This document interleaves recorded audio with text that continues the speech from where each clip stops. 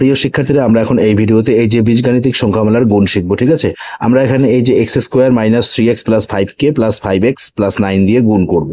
তো দেখো, আমরা প্রথমে এই 5x দিয়ে এই তিনটি পদকে পরপর গুণ করব। ঠিক আছে, দেখো এই যে 5x দিয়ে প্রথমে x স্কোয়ারকে গুণ করি।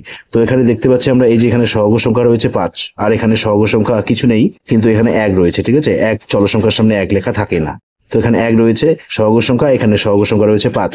আমরা 5কে 5 লিখ, সহগে সহগে গুণ হয়। ঠিক আছে, এরপর দেখো এই যে এখানে x এর ঘাত রয়েছে কিছু নেই, মানে 1 রয়েছে, এখানে x এর ঘাত রয়েছে 2। তো আমরা জানি চল সংখ্যার গুণের সময় ঘাতে ঘাতে যোগ হয়। ঠিক আছে, তো x এর ঘাত 1 আর x এর ঘাত 2 হয়ে যাবে x এর ঘাত 3। ঠিক আছে, এরপর দেখো এই যে প্লাস 5x দিয়ে মাইনাস 3x কে গুণ করবো। ঠিক আছে, প্লাসে মাইনাসে মাইনাস, এই 5x এর মধ্যে এখানে 5 রয়েছে হচ্ছে আমাদের সহগ সংখ্যা, আর 3x এর মধ্যে 3 রয়েছে সহগ সংখ্যা। ঠিক আছে, তো 3 5 15।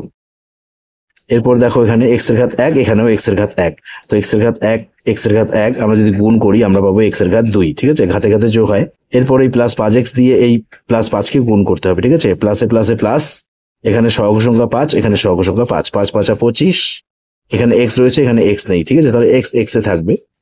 তো প্রিয় শিক্ষার্থীরা, আমরা এই যে 5x দিয়ে পরপর তিনটি পদকে গুণ করলাম। ঠিক আছে, একইভাবে আমরা এখন এই প্লাস 9 দিয়ে গুণ করব। তো এখানে 9 রয়েছে শুধু, সহগ সংখ্যা 9, আর এখানে সহগ সংখ্যা 1 রয়েছে, তো 9 কে 9, আর এখানে x নেই, এখানে x স্কোয়ার রয়েছে, তার মানে 9 দিয়ে x স্কোয়ারকে গুণ করলে আমরা পাবো 9x স্কোয়ার। ঠিক আছে, তো দেখবো আমরা এই যে আগে যে গুণ করেছি এখানে যদি কোথাও x স্কোয়ার যুক্ত পদ থাকে তাহলে তার নিচে লিখতে লাগে। ঠিক আছে, তো 9 দিয়ে এই x স্কোয়ারকে গুণ করলে আমরা পাবো 9x স্কোয়ার। ঠিক আছে, এই যে এটিও x স্কোয়ার যুক্ত পদ, তাহলে দুটি পদে মিল হচ্ছে, মিল হলে তার নিচে লিখতে লাগে। ঠিক আছে, তো এখানে প্লাস, এখানে প্লাস, প্লাস প্লাস প্লাস হবে।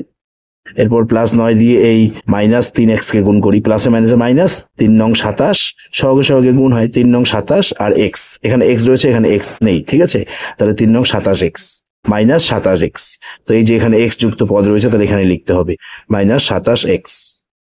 একইভাবে প্লাস 9 দিয়ে প্লাস 5 কে গুণ করবো, প্লাস প্লাস প্লাস 5 নং 45, শুধু 45, মানে এখানে 45-এর সঙ্গে কোনো চল সংখ্যা নেই। ঠিক আছে, এখানেও চল সংখ্যা নেই, এখানেও চল সংখ্যা নেই, তাহলে শুধু স্বাভাবিক সংখ্যা বা সহগ সংখ্যা যুক্ত পদ এখানে নেই, তাহলে এখানে লিখতে হবে 45।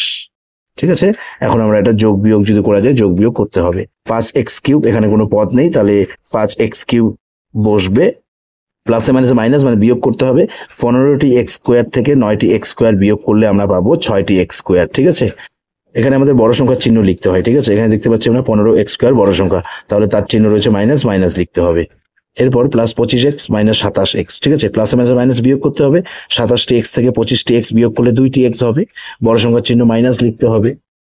এরপর এখানে এই যে প্লাস 45 রয়েছে, উপরে কোনো সংখ্যা নেই, তাহলে এখানে শুধু প্লাস 45 বসবে। ঠিক আছে, তো প্রিয় শিক্ষার্থীরা, নিশ্চয়ই তোমরা এই যে বীজগাণিতিক সংখ্যামালার গুণ অঙ্কটি ভালোভাবে বুঝতে পেরেছো। তো এই ভিডিওতে এই পর্যন্ত, ধন্যবাদ।